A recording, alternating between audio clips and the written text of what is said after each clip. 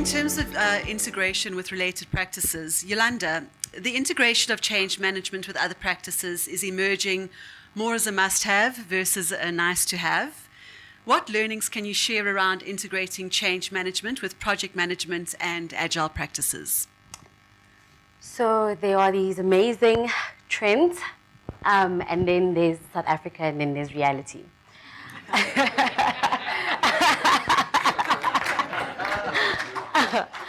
And I'm really happy that we are actually looking at trends from a micro to macro context, because we need to be real and honest about how change management plays out in our country and in the organizations in the country, in the organizations within the country. So I've definitely seen more integration. I'll start off with the project management aspect. I've definitely seen more integration between change and project management over the years.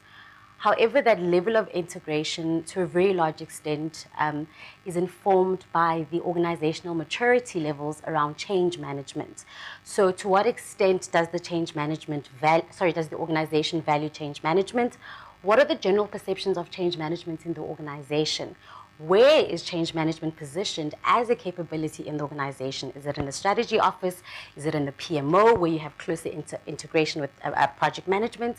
Is it in HR, where it's more of an OD function? So a lot of those I've seen in my experience tend to inform how that integration plays out. And then some of the challenges that are kind of preventing the integration for me, and I think we've been sharing a lot of those sentiments. The fact that change management as a capability is perceived as a response to resistance. So we normally involve or pull in change when people are resisting the change. So that would be after the fact. 2 months ago, I was pulled into a project and someone said, please help us with a change plan. And I said, okay, when are we going live? And they said, oh, we went live a month ago. And I'm like, oh, great. So those are the realities. The fact that change management as a discipline or a capability is seen as a subset of project management.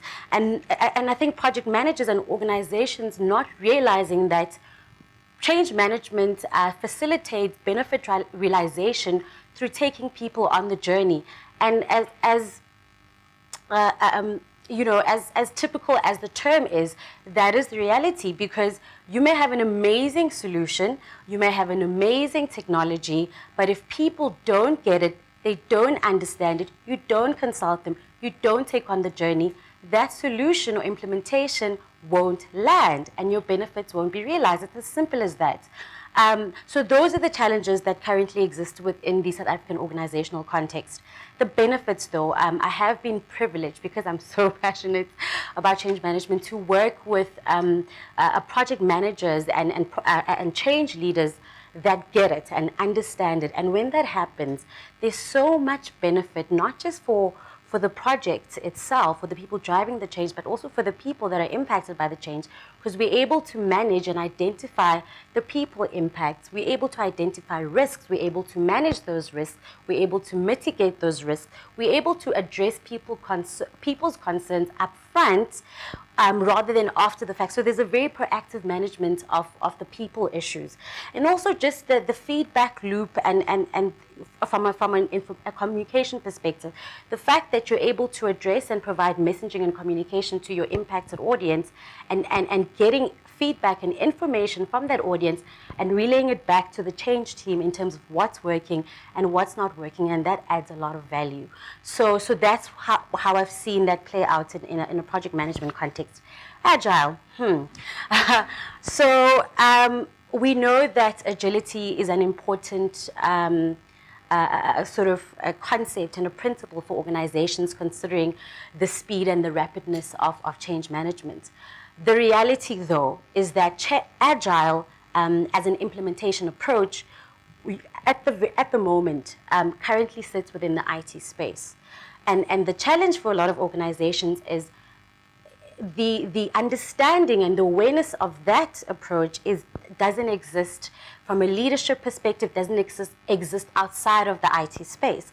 Also doesn't exist within the change management profession itself, because what we've learned from a change management perspective and how we apply change management is that it's incremental, is that it's a process, is that it's structured, it's systematic. You first need to get all the detail, all the information, you do an impact analysis, you do all these amazing things, then you implement.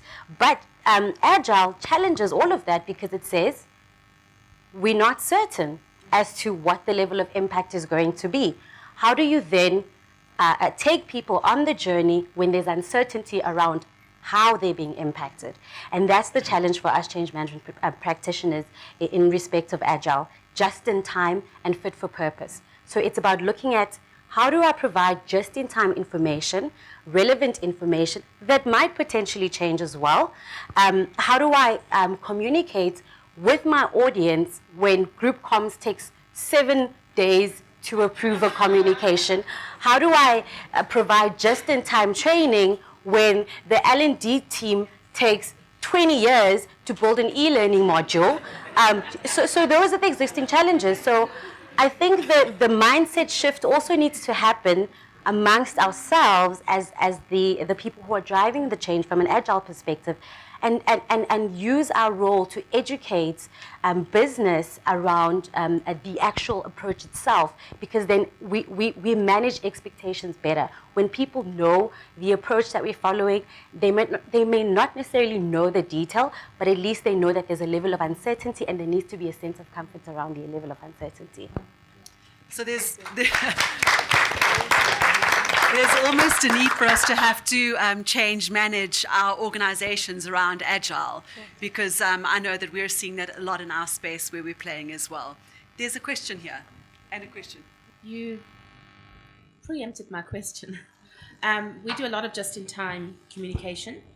My question is more about how do you manage, so it's fine about just-in-time and managing expectations, but how do you work in a multinational organization where you're accountable to global shareholders, it's a listed company, and you've got to manage change in communication? To anyone. Sure. So I think for me, the immediate thing that comes out is just the cultural nuances and being able to, so I mean, communication in itself as a discipline is about providing the relevant messages, and the relevance of that message or of those messages will be very much informed by those cultural nuances and how those nuances play out. So I think it's very important to understand those small cultural dynamics and how they impact how people respond to certain things, like you know, the typical behaviors around what time people get to meetings, typical behaviors in terms of when people respond to emails, and those type of things. I haven't had in my career the privilege, because I'd love to actually work within a multinational corporation, but I definitely know the immediate thing that just comes across for me is just being so cognizant in a way of the cultural element and managing those cultural expectations. So I'm going back to the Agile approach with change management and sort of almost a global implementation where you do parallel runs with your project implementations using the Agile approach. However, you need to still balance that with legal and labor requirements. How do you manage that and still try to take people through the journey and manage, let's say people are going to be retrenched, but you have to go through the legal labor laws where you have to consult and, you know, all of that. But at the same time, the message still needs to happen and still needs to, you know, help us out. I can certainly talk from a legislative perspective. I mean, because the program that we're running is a major transformation program, and we're engaged with the union in the financial services industry. I think the biggest thing has actually been transparency. I think there's an awareness that in an agile world, things are not as certain as they were historically, that you're learning as you go along, and that the outcome isn't necessarily the outcome that you initially intended. So what we found with our unions is it's been early communication, it's been transparency around what we know and what we don't know, and it's around almost trying to create a linkage between agile and certainty, if that's possible, which is, at this point in time, we'll know the following things and we'll be transparent about what we know. here's what we don't know, but here's how we think we're going to get there. And we've had to do it, and it doesn't just apply to legislation and the unions, etc. It applies to business as well, who want certainty. They want to know what they're getting, when they're getting it, and how much it's going to cost them, because that's a traditional mindset. And we've had to find ways to try and create almost a hybrid model of transparency and certainty, which evolves over time.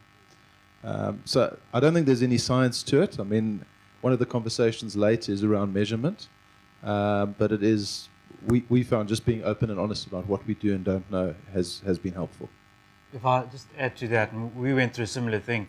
And when you work with maybe leadership that's not familiar with our legislation, our requirements, consultation periods, etc., it's difficult to get these things right. So planning upfront, communication both up and down, absolutely critical.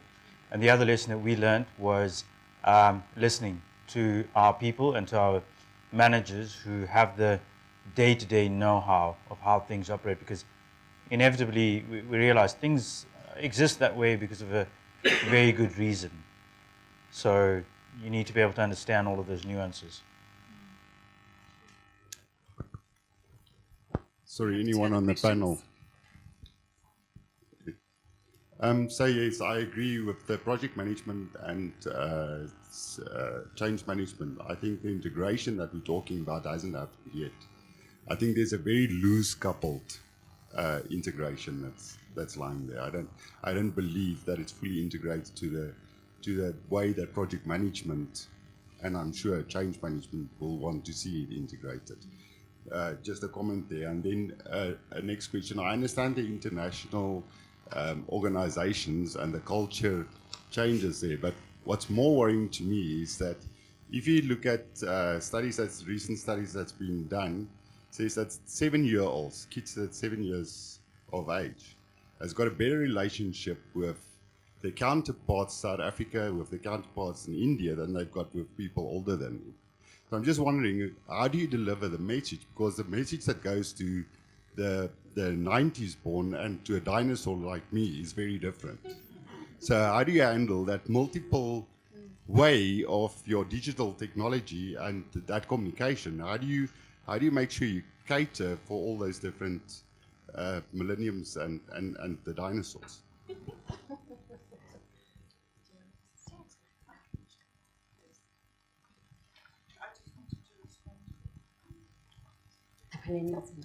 Sorry, so from my side, answering on that, I think content is king.